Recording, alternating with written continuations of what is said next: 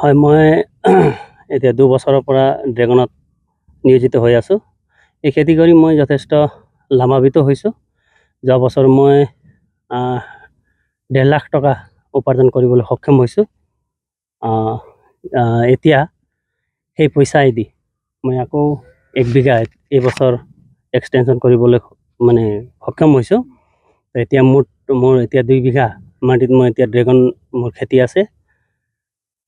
আধা বিঘা মাটিত মই ড্ৰেগন বিক্ৰী কৰি বছৰত মই কমেও 1.5 লাখৰ পৰা 2 লাখ টকা মোৰ ইনকাম হৈ আছে।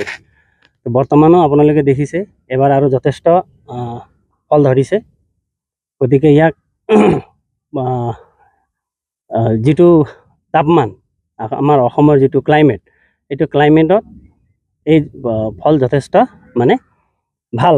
এই যিটো ভেৰাইটি মই ইয়াত লগাইছোঁ, এইটো ভেৰাইটি হ'ল আপোনাৰ চি ভেৰাইটি, যিটো ভেৰাইটি এতিয়া বৰ্তমান বজাৰত ইয়াৰ ডিমাণ্ড চাহিদা আছে। গতিকে এই ভেৰাইটি যি ব্যক্তিয়ে এবাৰ খায় সেই ব্যক্তিয়ে নিশ্চয় মানে নেক্সট বাৰ সি বিচাৰিব। ইয়াৰ উপকাৰিতাৰ বিষয়ে আপোনালোকে নিশ্চয় জানে, গুগলত চাৰ্চ কৰিলে ইয়াৰ উপকাৰিতাৰ বিষয়ে স্পষ্ট হয়। হ'লেও ইয়াৰ এণ্টিঅক্সিডেণ্ট আৰু আপোনাৰ যিটো বিভিন্ন হাৰ্টৰ পেচেণ্টবিলাকে মোৰ ইয়াৰ পৰা বিচাৰে। আৰু বাকী আপোনাৰ আৰু যথেষ্ট ইয়াত হেৰি আছে, গুণাগুণ আছে। আপুনি বাহিৰলৈ নগৈ ইয়াতে কিবা এটা কৰাৰ চেষ্টা যি চলাইছে। হয়, আজি দেখিছোঁ আমাৰ অসমৰ যথেষ্ট নিবনুৱা ল'ৰাবিলাক বাহিৰত গৈ পেলাই চাকৰি বিচাৰে।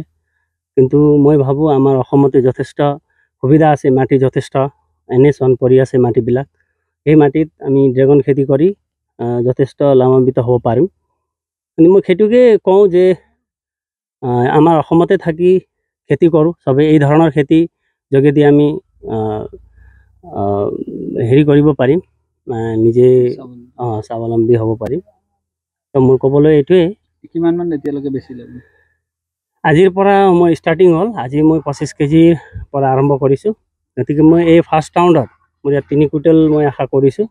এই 6-7 ৰাউণ্ডলৈকে আমি ইয়াক ছিঙিব পাৰিম। কেনেকৈ কেজি বেচে? কেজি আমাৰ যোৱা বছৰতকৈ এইবছৰ অলপ মাৰ্কেটটো ডাউন, গতিকে হ'লেও 200 টকা আমি পাইকাৰী হিচাপত আমি বাৰীৰ পৰা বিক্ৰী কৰিব পাৰিম বা লৈ আছে বেপাৰীবিলাকে। আগন্তুক দিনত কি পৰিকল্পনা কৰিছে? আগন্তুক দিনত মোৰ এইটোৱে হ'ল, এতিয়া 2 বিঘা আছে। অহা বছৰ মই আৰু 1 বিঘাৰ জৰিয়তে মই 3 বিঘাত সম্পূৰ্ণ লগাবলৈ ইচ্ছা কৰিছোঁ। গতিকে ভৱিষ্যতে মই এই ড্ৰেগনৰ খেতিৰ জৰিয়তে এই ড্ৰেগনৰ খেতিৰ মাধ্যমেৰে মোৰ মানে ভৱিষ্যত গঢ় দিম বুলিয়ে ভাবিছোঁ। কোনোবা প্ৰশিক্ষণ বা তেনেকুৱা ধৰণৰ? হয়, কোনোবাই জানিব বিচাৰে নিশ্চয় ইয়াত আহিব পাৰে।